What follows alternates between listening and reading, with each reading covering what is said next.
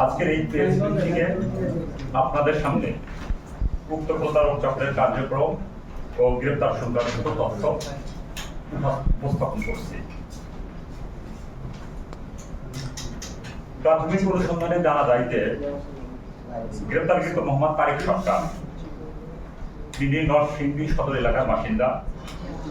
দীর্ঘদিন ধরে বিভিন্ন সরকারি উচ্চপদস্থ কর্মকর্তা ও বাহিনীর সদস্যদের পরিচয় ব্যবহার করে প্রতারণামূলক কর্মকাণ্ড পরিচালনা করে আসছিল। তিনি সামাজিক যোগাযোগ মাধ্যম ও হোয়াটসঅ্যাপের মাধ্যমে ভুয়া পরিচয়ে বিভিন্ন ব্যক্তির সঙ্গে যোগাযোগ স্থাপন করে চাকরি প্রদান ও প্রভাব খাটানোর আশ্বাস দিয়ে সাধারণ মানুষের কাছ থেকে বিপুল পরিমাণ অর্থ হাতিয়ে নিতেন। এর ফলে সাধারণ জনগণ প্রতারিত হওয়ার পাশাপাশি সংশ্লিষ্ট সরকারি কর্মকর্তাদের ভাবমূর্তিও ক্ষুণ্ণ হচ্ছিল।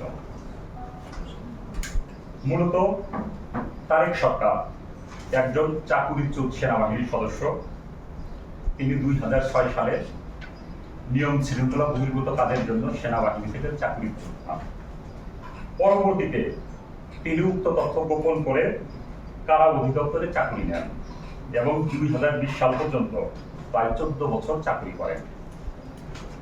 এই দীর্ঘদিন চাকরি করার সুবাদে এবং কারাগারে বিভিন্ন অপরাধীর সাথে সখ্যতা করে ওঠে এবং তিনি বিভিন্ন অপরাধমূলক ও প্রতারণামূলক কাজে প্ররোচিত হয়ে থাকেন। এরপরে বিভাগীয় মামলার কারণে তিনি সেখান থেকেও চাকরিচ্যুত হন। দীর্ঘদিন ধরে সরকারি পরিমণ্ডলে চাকরি করার সুবাদে সরকারি কর্মকর্তাদের পদমর্যাদা এবং বাহিনীর কার্যক্রম সম্পর্কে তার সম্যক ধারণা করে ওঠে। ফলে তিনি তার পূর্ব অভিজ্ঞতা ও জ্ঞানকে কাজে লাগিয়ে নানাবিধ প্রতারণামূলক কর্মকাণ্ড শুরু করেন। প্রতারণার অংশ হিসেবে তিনি বিভিন্ন উৎস হতে ভুয়া মোবাইল সিম এবং অনলাইনে বিভিন্ন উৎস হতে তথাকথিত ভিআইপি সিম সংগ্রহ করেন। পরবর্তীতে ক্রয়কৃত এই সকল সিম ব্যবহার করে তিনি সরকারি ও সামরিক বাহিনীর উচ্চ পদস্থ কর্মকর্তাদের ছবি ও নামের মাধ্যমে হোয়াটসঅ্যাপ অ্যাকাউন্ট খোলেন। এরপর তিনি উক্ত অ্যাকাউন্টগুলো হতে অন্যান্য সিনিয়র কর্মকর্তাদের সাথে ভুয়া পরিচয় সখ্যতা করে তোলেন ও বিভিন্ন লোককে চাকরিতে নিয়োগের ব্যাপারে প্রভাব বিস্তার ও সুপারিশ করতে থাকেন। অন্যদিকে সাধারণ মানুষের কাছ থেকে চাকরি পাইয়ে দেওয়ার প্রলোভনে বিশাল অঙ্কের অর্থ লেনদেন করেন।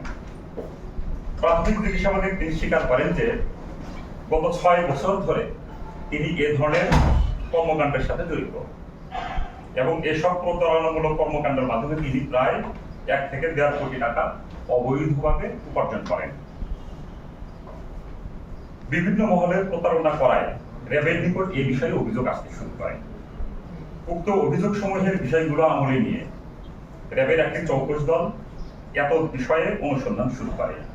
পরবর্তীতে ব্যাপক অনুসন্ধানের মাধ্যমে ও তথ্য প্রযুক্তির সহায়তায় মোহাম্মদ তারেক সরকারের অবস্থান শনাক্ত করা হয় এবং তিনি গতকাল 24 মে 2024 তারিখ মোহাম্মদ তারেক সরকারকে নরসিংদীর সদরের সঙ্গীতা মোড় এলাকা থেকে গ্রেপ্তার করা হয়। গ্রেপ্তারের পর তার বাসা তল্লাশি করে প্রতারণার কাজে ব্যবহৃত বিভিন্ন ইলেকট্রনিক ডিভাইস ও আলামত জব্দ করা হয়। জব্দকৃত আলামতের মধ্যে বাধাই করা ছবি পাওয়া গিয়েছে। সেই ছবি সরকারের অনেক উচ্চ মহলের একজন ব্যক্তির সাথে এবং সেটা ফটোশপ দিয়ে এডিট করা ছবি। বাস্তবে সেই ছবি তার সাথে ছিল না এবং এই গুরুত্বপূর্ণ ব্যক্তির সাথে তার এডিট করা ফটোশপের ছবি দিয়েও বিভিন্ন প্রতারণা করতে হচ্ছে। তার অ্যাক্সেস সরকারের অনেক উচ্চ পর্যায় পর্যন্ত আছে, সেটা প্রমাণ করত। যোগসূত্র পাওয়া যায়। এরই ধারাবাহিকতায় র্যাব ও বিজিবি এর 2টি চৌকস টিম ছাইদাবাদ এলাকায় অভিযান পরিচালনা করে।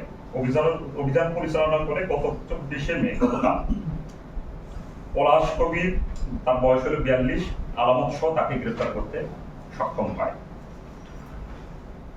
গ্রেপ্তারকৃতদের বিষয়ে নরসিংদীতে একটি মামলা প্রক্রিয়াধীন আছে।